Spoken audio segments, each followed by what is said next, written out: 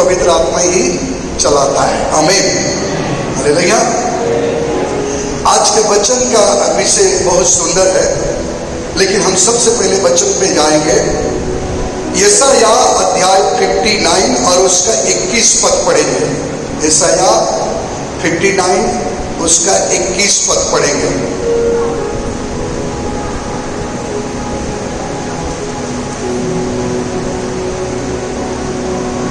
जिसे मिला है वो पढ़े। पुराना नियम पेज नंबर 880। और सभी लोग पढ़ जाएंगे। हाँ। यहोवा यह कहता है, जो वाचा मैंने उनसे बांधी है। हालेलुया। क्या कहता है? जो वाचा। आज हम किस विषय पर रहेंगे? वाचा। हाँ? परमेश्वर ने हमारे साथ क्या बन रहा है? वाचा। आप इस वाचे को लगन न करो तो आपके जीवन में परमेश्वर कार्य करने के लिए तैयार है। पढ़िए। यहोवा यह कहता है, और यहोवा यह कहता है, जो वाचा मैंने उनसे बांधी है, और जो वाचा मैंने उनसे बांधी है, वह यह है कि वो तो यह है, मेरा आत्मा तुझ पर ठहरा है। क्या है? मेरा आत्मा तुझ पर ठहरा है। क्या कह रहा? मैंने तुझसे वाचा बांधा हो कि मेरी आत्मा तुझ पे ठहरा। आगे। और अपने वचन जो मैंने तेरे मुंह में डाले हैं। कहाँ डाला है? मुंह में। बोलो बोलो, हमारे मुंह में। परमेश्वर का वचन कहता, मैंने वाचा बांधा, अपना वचन तेरे मुंह में डाला है। हालेलुया। आगे। अब से लेकर सर्वदा तक वे तेरे मुंह से, और अब से लेकर सर्वदा तक तेरे मुंह से, और तेरे पुत्रों से, और तेरे पोतों के मुंह से और भी, तेरे पोते के मुंह से भी कभी ना हटेंगे। कभी ना हटे। बोलो हालेलुया। नंबर 1, तेरे मुंह से, तेरे बेटे के मुंह से, तेरे पोते के मुंह से ये वचन कभी ना हटे। हालेलुया। एक मुख्य बात बताओ, बड़ी गंभीर विषय। पवित्र आत्मा जिसके ऊपर एक बार आ जाता है ना, तो पवित्र आत्मा घर को छोड़ता नहीं है। आप विश्वास करिए, अगर पवित्र आत्मा मुझ पे प्रकट हो गया तो मेरी पृथ्वी पर के समाप्ति होने के बाद मेरे बच्चों पर प्रकट हो जाएगा। हालेलुया। और बाद में मेरे नाती पोते पे भी प्रकट होगा, क्योंकि एक बार जहां पवित्र आत्मा बसेरा बना लेता वो छोड़ता नहीं, लेकिन तब तक जब तक हम उसे शोकित नहीं करते। हालेलुया। हालेलुया। क्या बोला? तेरे मुंह से, तेरे बेटे के मुंह से, तेरे पोते के मुंह से ये वचन कभी निकले ना जो तेरे मुंह में डाला गया है। बोलो हालेलुया। हालेलुया। इसका मतलब चोगा लगा के पियाया गया है। आमीन। हालेलुया। हाँ। और हम एक वचन पढ़ेंगे। हालेलुया। रोमियो अध्याय 11 और वचन 22। रोमियो की पुस्तक अध्याय 11 और वचन 12।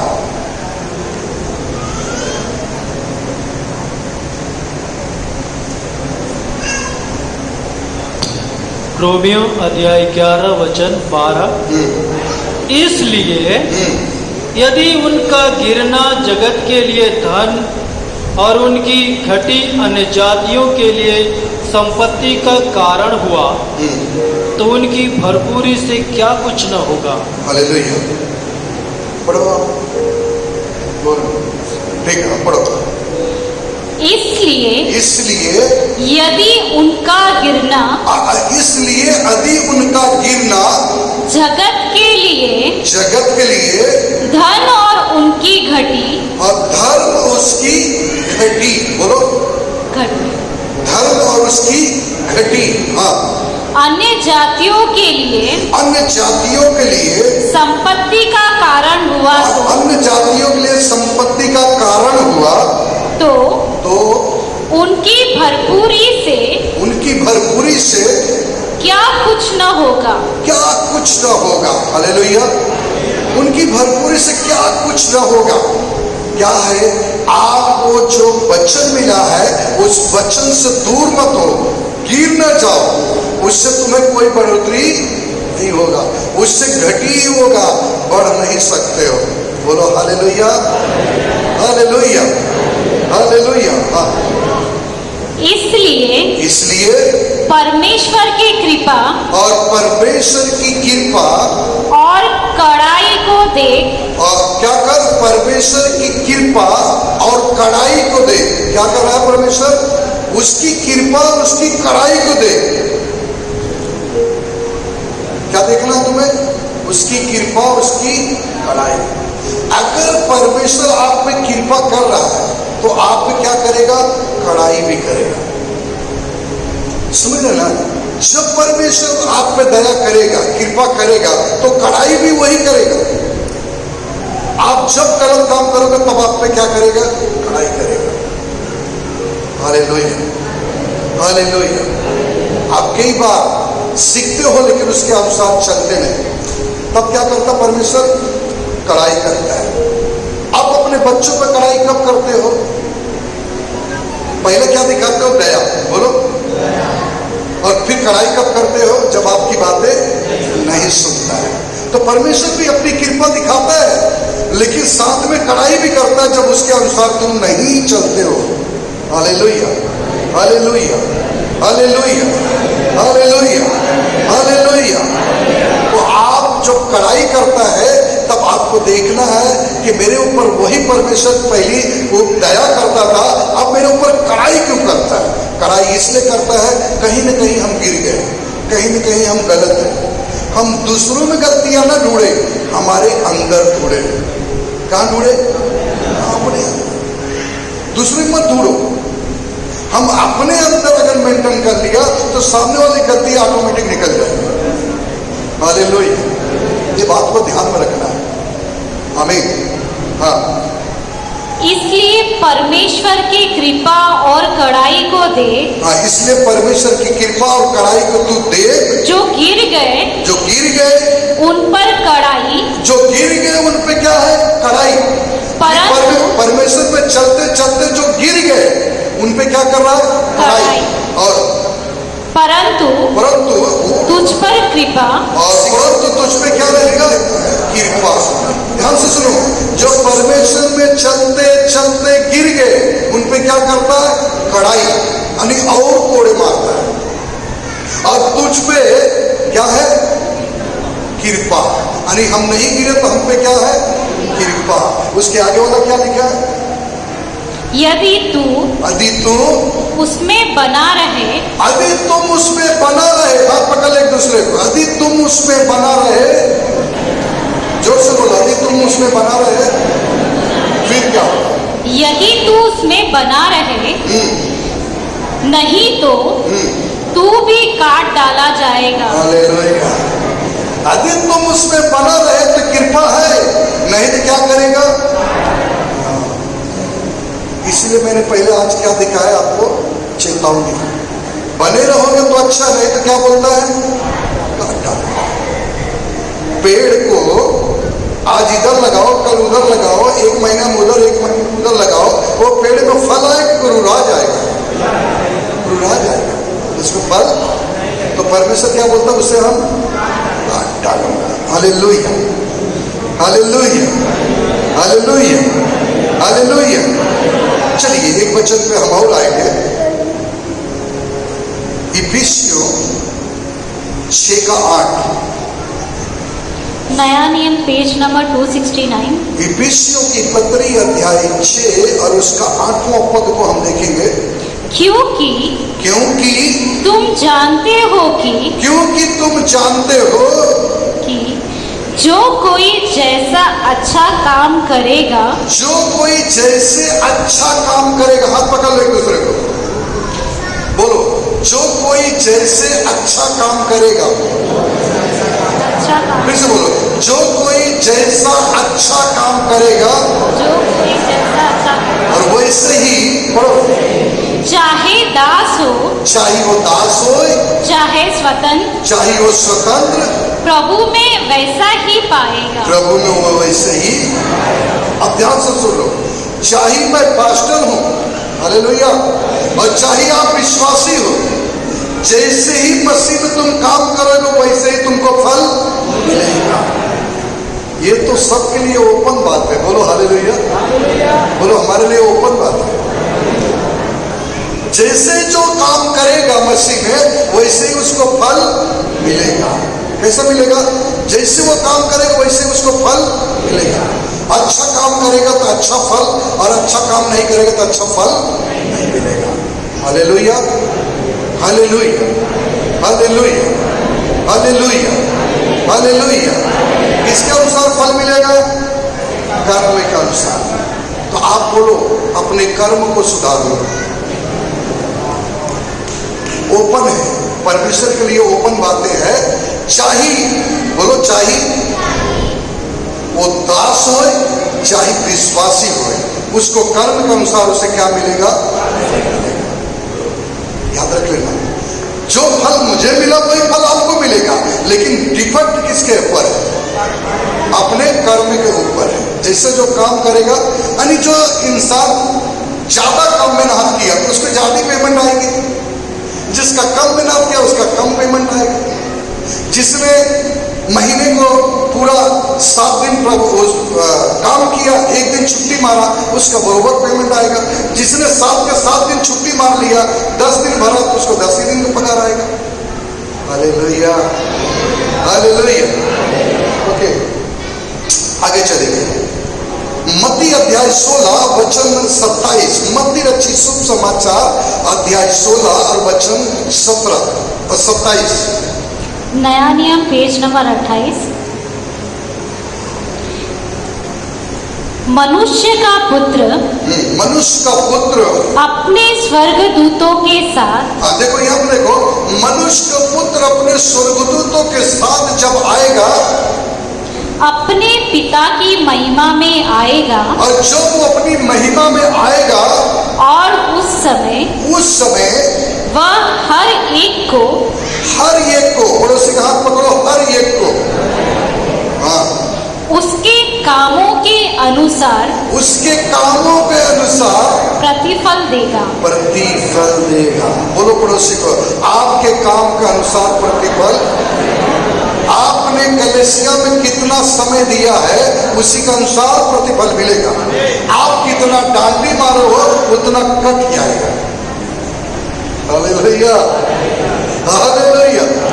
आप महीने के 4 संडे या 5 है, 5 भरपाई की हो तो क्या होगा? आपको पूरा का पूरा प्रतिफल मिलेगा।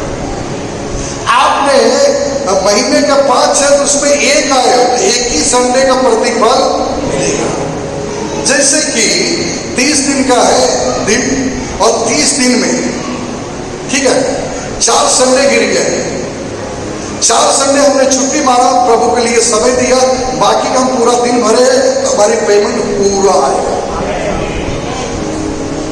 और अगर मैंने नौकरी में भरपूर 30 दिन दिया और बाद में संडे हम अपने पास नहीं आए, पेमेंट पूरा आएगा लेकिन पेमेंट टिकेगा नहीं, क्योंकि उस पे आशीर्वाद फायदा दोनों बाजू में मिलेगा जरूर लेकिन टिकेगा।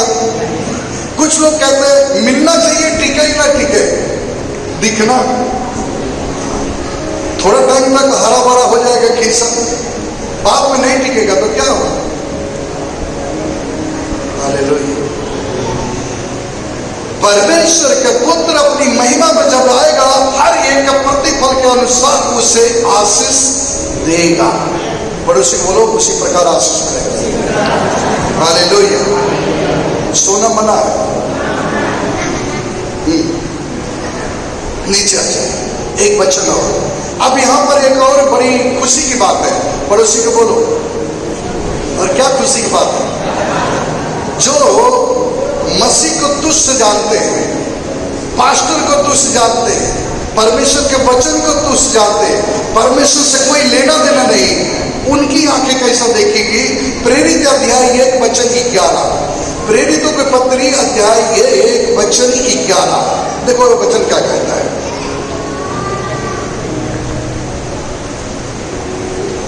हालेलुया। देखो नया नियम पेज नंबर 165। प्रेरित अध्याय 1 वचन 11। और उसने कहा, हे गलीली पुरुषों,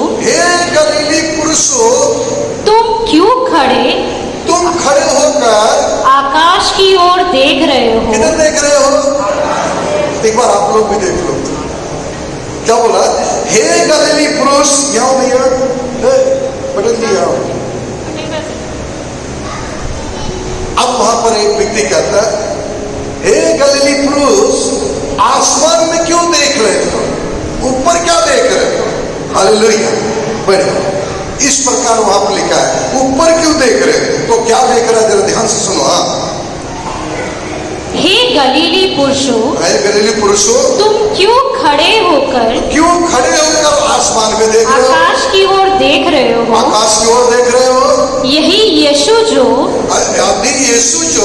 तुम्हारे पास से, और जब तेरे पास थे यीशु मसीह, तुम्हारे गांव में घूमते थे, तब स्वर्ग पर उठा लिया गया, और वही वो स्वर्ग उठा लिया गया है। जिस रीति से वो स्वर्ग उठा के लेके गया है, तुमने उसे स्वर्ग को जाते देखा और है। जब वो ऐसा जा रहा था, तूने उसको स्वर्ग में जाते वक्त देखा था।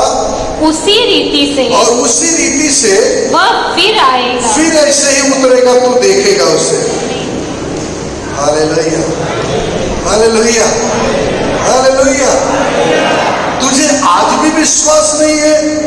जाते वक्त देखा था ना, उसी रीति से यीशु राजा नीचे आएगा और तेरी आंखें खुली की खुली रह जाएगी, और तू उद्धारकर्ता से बहुत दूर चले जाएगा। और उस समय जब प्रतिफल देने का समय आएगा, तो तुमको छकनी में बाहर कर दिया जाएगा। बोलो हालेलुया, हालेलुया। बोलो यीशु मसीह की। प्रिय जन, परमेश्वर के चुने हुए लोग, वो ये समय आएगा और वो आंख फाड़ के देखेंगे, लेकिन आंख खुली की खुली रह जाएगी। न्याय करने वाला जब न्याय करेगा, तो आपके कर्मों के अनुसार आपका न्याय होगा। आपने स्कूल में क्या बरोबर गए थे? अरे हाँ ना, पढ़ाई टाइम पे स्कूल में बरोबर गए थे 7 दिन, तो रिजल्ट में अच्छा आएगा। भरोसा करो कि रिजल्ट अच्छा आएगा। आपने अगर बरोबर नहीं गए, डांडी मारे हो, तो बरोबर आपको 0 आएगा। बोलो हालेलुया। बरोबर 0 आपको आएगा। आपने कितना डांडी मारा है, वो बरोबर उसी के हिसाब से आएगा। अगर सामने वाला मन लगा के पढ़ रहा है और वो सब पूरा दिन भरा है, तो पक्का है कि रिजल्ट के पहले वो ललकार के कहेगा, मुझे विश्वास है और मेरा रिजल्ट अच्छा आएगा, मैं अच्छे परसेंटेज से जाऊंगा। आमीन। और जो व्यक्ति, एक बार ध्यान सुनो, जो व्यक्ति स्कूल में सही टाइम पे नहीं गया, उस समय पिक्चर देखने गया, इधर घूम गया, उधर चले गया, कहीं लालच में फंस गया, उसका रिजल्ट आने से पहले अप गप हृदय के अंदर जो दिल है कांपने लगता है। अब रिजल्ट आएगा तो बाप तोड़ेगा कि अब फोड़ेगा मुझे, क्योंकि मुझे पता नहीं रिजल्ट आएगा तो क्या आने वाला है। उसके दिल में धक धक घबराहट, मम्मी खाना नहीं अच्छा लग रहा, क्यों? आज रिजल्ट आने वाला है। तो चिंता मत करो बेटा, अच्छा है। तो बेटा को पता है मैंने भरा ही नहीं हूं, तो चिंता तो उसको रहेगा। आपको पता है कि आपने कलीसिया में कितना संडे आया, आपको पता है, तो आपको भरोसा है कि जब राजा आएगा, न्याय होगा, तो पक्का नारी की कटघरे में मैं रहूंगा। बोलो हालेलुया, बोलो यीशु मसीह की। व्यवस्था आज आपके बातों को बता रही है कि जो उसके अनुसार चलता है, उसे परमेश्वर आशीर्वाद दे रहा है। फिर से एक बार पढ़ो, प्रेरित अध्याय 59 और उसका 21 पद पढ़ के देख लीजिए, देखो क्या कहता है। आखिरी के बाद वही बताएगा आपको। यशायाह 59 और उसका 21 पद पढ़िए। यहोवा यह कहता है, देखो कह रहा, जो वाचा मैंने उनसे बांधी है, वाचा जो मैं उनसे मानी हूँ उसके अनुसार अगर वो जीवन जिएंगे तो पक्का वो आशीष का हकदार होंगे। क्या आप नेम के अनुसार प्रार्थना करते हो? क्या नेम के अनुसार बाइबल पढ़ते हो? क्या नेम के अनुसार आप चर्च अटेंड करते हो? तो पक्का है आपको आशीर्वाद मिलेगा। पड़ोसी को बोलो, आज आपको आशीष मिलेगा। परमेश्वर आपसे प्रेम करता है, आपको आशीष मिलेगा ही। आमीन, हालेलुया।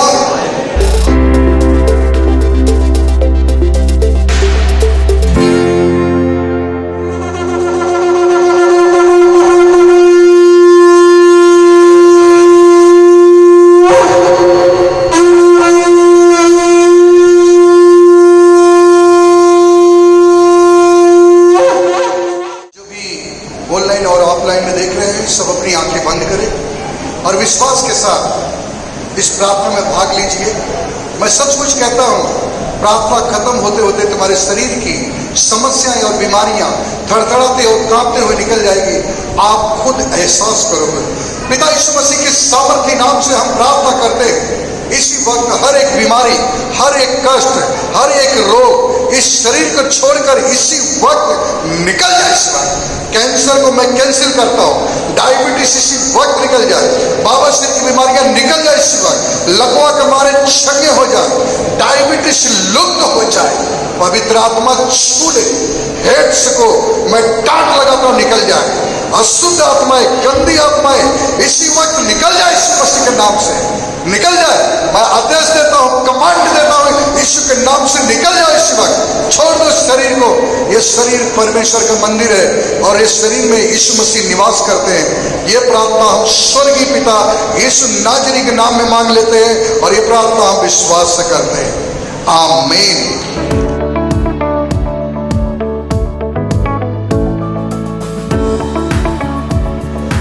नाम रीता गुप्ता है। ये बहन नाला सुपारा से आई है। ये बहन अपनी बेटी की गवाही बता रही है। ये बहन बताते हैं कि ये बहन 5 साल पहले इस कलीसिया में आई थी।